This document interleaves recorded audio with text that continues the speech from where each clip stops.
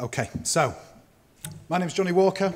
We've got the laugh out of the way, good. So I work for Tableau software and in particular Tableau Public. So part of my job has always been creating a Tableau Public profile, and I love creating visualizations about birds and animals. It's just something I'm interested in my own time. And this story today, I wanted to talk to you about visualing an actual entire species. But this story is more about the collaboration. It's about a gene pool and working together with scientists and this incredible conservation program that exists. So we're going to have to do a little bit of history. So this bird, here it is. I didn't even know how to pronounce this bird's name, so what's the best way to do anything in our field? And that's, what if we visualize it? So, Kākāpō, the Kākāpō.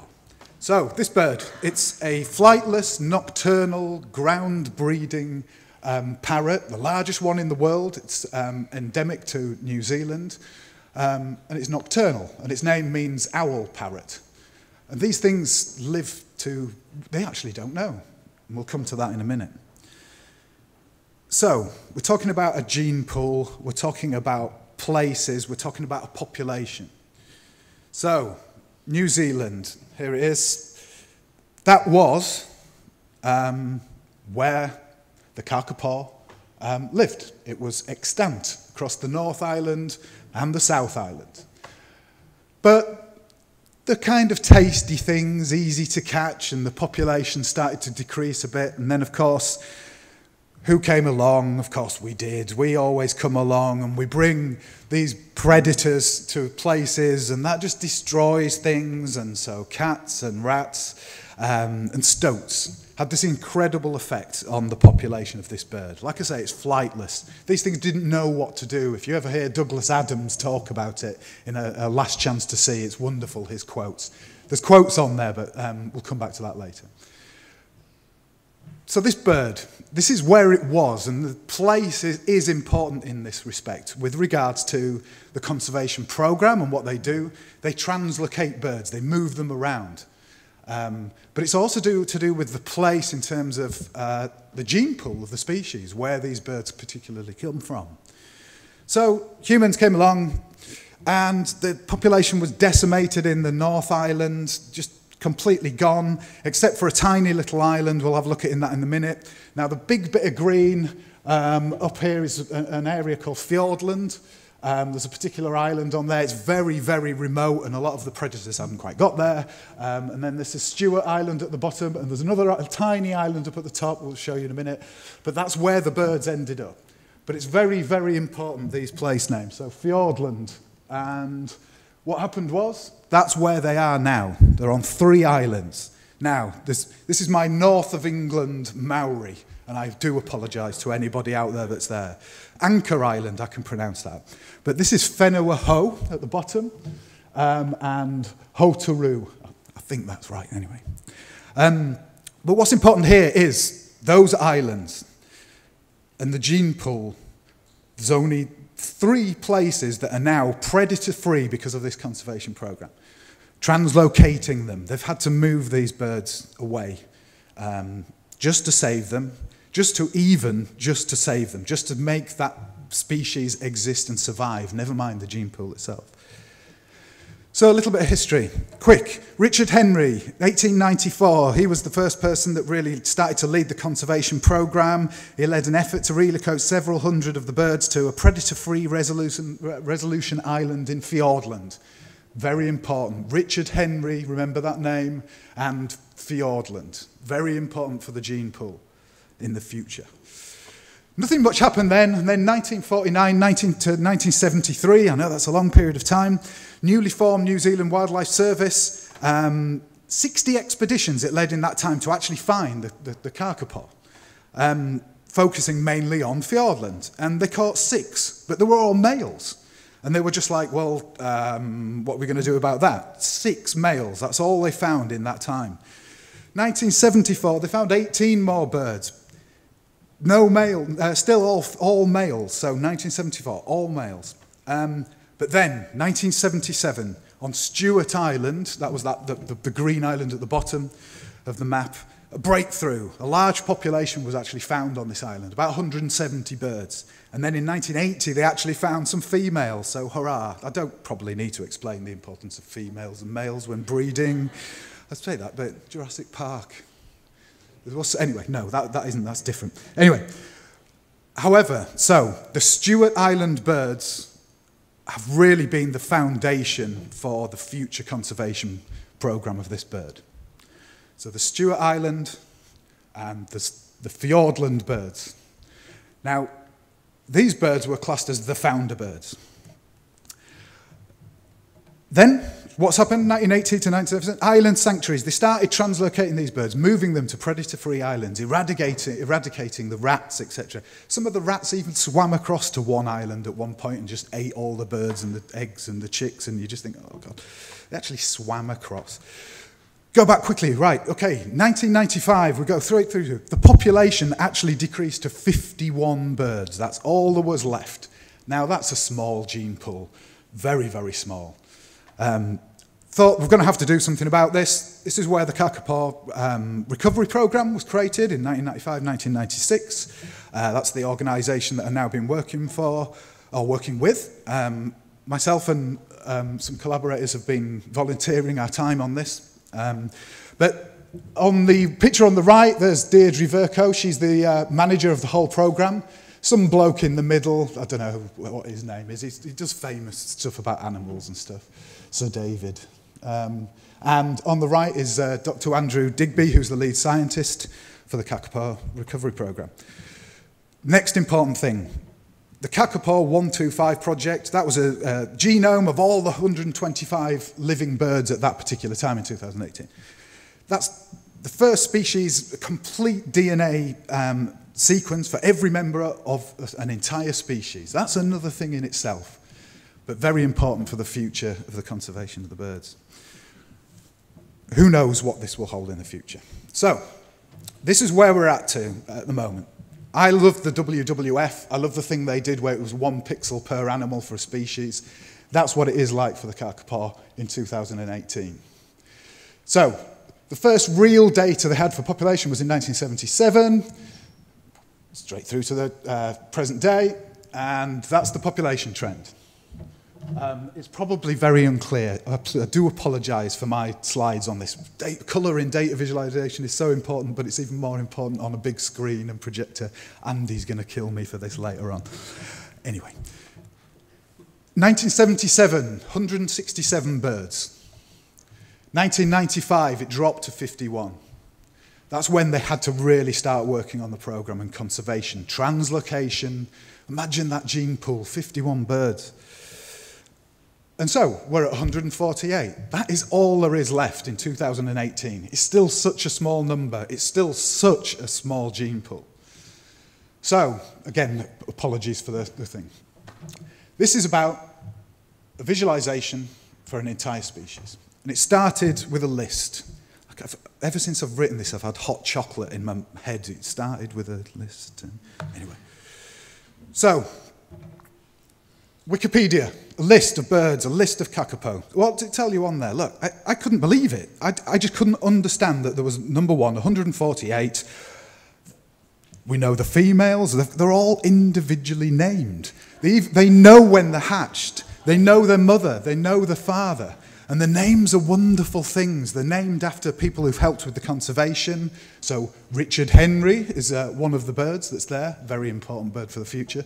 And the beautiful names, Maori names. And there's one, the latest round of chicks, there's one called Attenborough, which is nice. One day, maybe there'll be a Jonni Walker Kākāpō out there. So that's a hint. Yeah, I shouldn't have said that, should I? Anyway, so I thought, right, whoa, hold on a minute here. I can create a population pyramid for an entire species. That was my first thought. I've got females, I know how old they are when they were hatched, and I've got males. And then I went further down, I thought, well, hold on a minute, this is even better now. I know females, males, I know who the mother and father is. I could create a family tree. And that's where the collaboration came in. Oops, sorry, wrong thing. Please work. Please go back properly. It developed with a collaboration. So, this gentleman, hello Chris, my dear, dear friend, Chris DeMartini. Chris DeMartini is a senior BI director at Visa, and he helped out in his own time. He's also a Tableau Zen master, so part of our community. I reached out to him. He has this amazing blog on family trees in Tableau, but there was one step next to that, which we wanted to create a radial tree. I'll tell you a bit more about that in a moment. But thanks to him, totally thank you to you. And we've become really good friends. This was about a year or two ago, and it was just over the internet and discussing how we're going to do this. I actually got to meet him this year in New Orleans at the Tableau conference. So there's a picture of me and him smiling. So he's the brains and the beauty behind this, really. Look at his smiley face. He's so nice.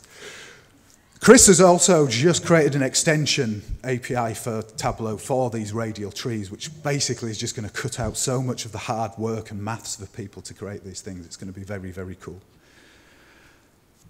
And it expanded with a collaboration. So I was cheeky. We created this visualization. The point was to create something first to show people something.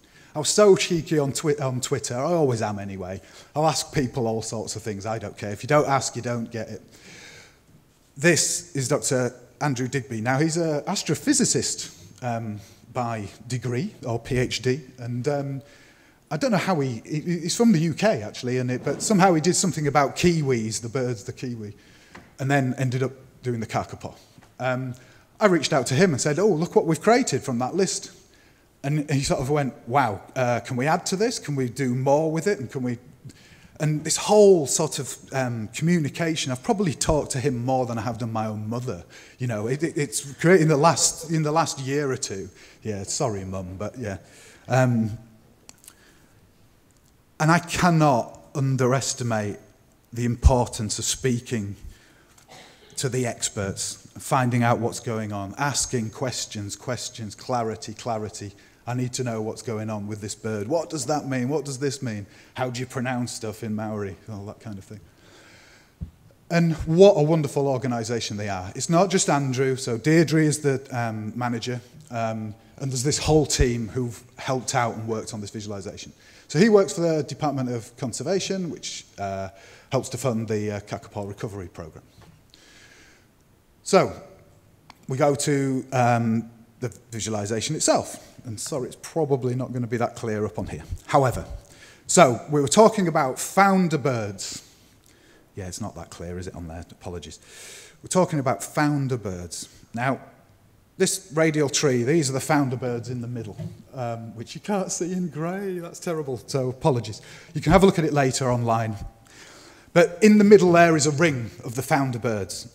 And virtually all those founder birds are from one particular island.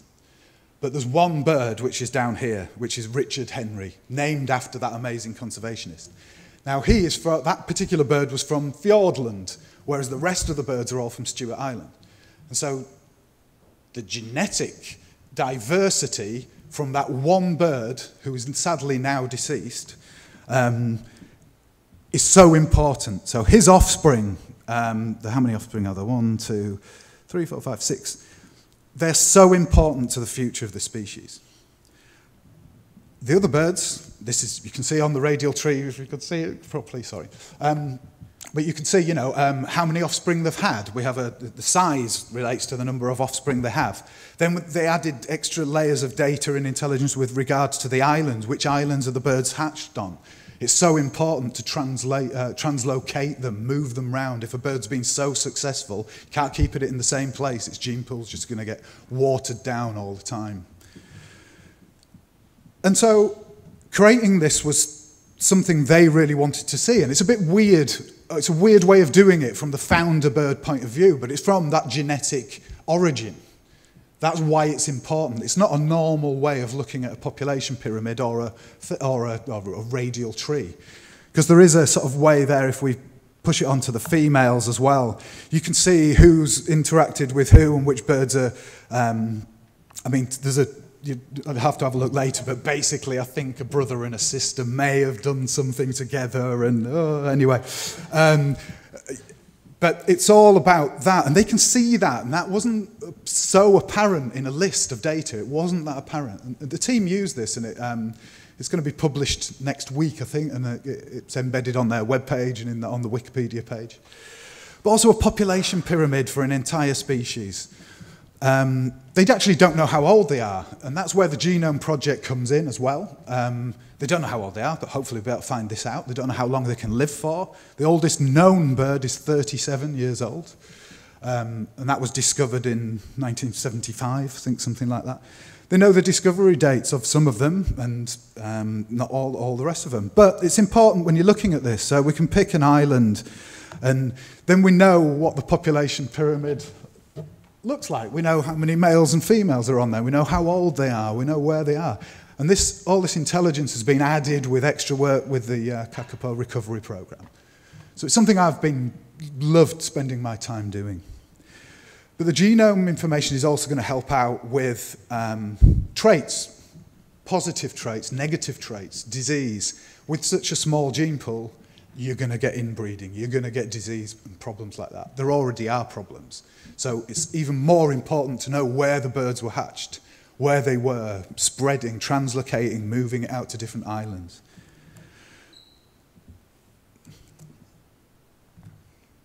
So the other part of it was really just to say how amazingly brilliant the organisation have been to work with, how open they are to working with data. They're incredibly science, data and technology heavy. They use it all the time, helping to conserve this species. They use it to monitor this particular tree. It's called a Rimu tree, I think that's correct. I'm so proud they actually now use Tableau to do this. It's come from off the back of what we do. It's great. So this particular tree fruits, and when every 2 or 3 years it has this incredible mast, it's called, and there's an incredible amount of fruit, and therefore this year, 2018, is a masting year, and therefore it's probably going to be the case that there's going to be a really good offspring of these birds. So it could be a really good year for the birds, 2018. Transmitter and monitoring technologies, they monitor it with GPS tracks all the time. Where are the birds? How are they interacting with each other? Helps with regards to mating, nesting behaviour, disease. Nutrition, like I was saying before, so monitoring vitamin D. The weird thing is about it, this fruit on the tree is a vitamin D superfruit. But the weird thing is that a lot of the birds are deficient in vitamin D. They don't know why. Still trying to work that out. Genetics, genomes, disease. Artificial insemination. They have so much data coming out of their ears, so much science, so much technology. And they use it to great effect and for ambassadors. So Sir David Attenborough, they've just created this Google Earth thing narrated by Sir David, you know, and you can go on it and explore it and, you know, the usual sort of thing. It kind of like zooms into where a bird is, and this is one of those spinny horrible things that makes you dizzy again, but going into it and the photography and the connection between data and understanding and telling the bird's story and actually seeing, you know, the actual environment that this bird is in and the people working on the ground, it's a really wonderful sort of story and way to sort of visualize the data. So Google actually donate a lot of money to the Kākāpō Recovery Program. Oh, and by the way, you can go on to the Kākāpō Recovery Program and donate, so if you do, please. Thank you.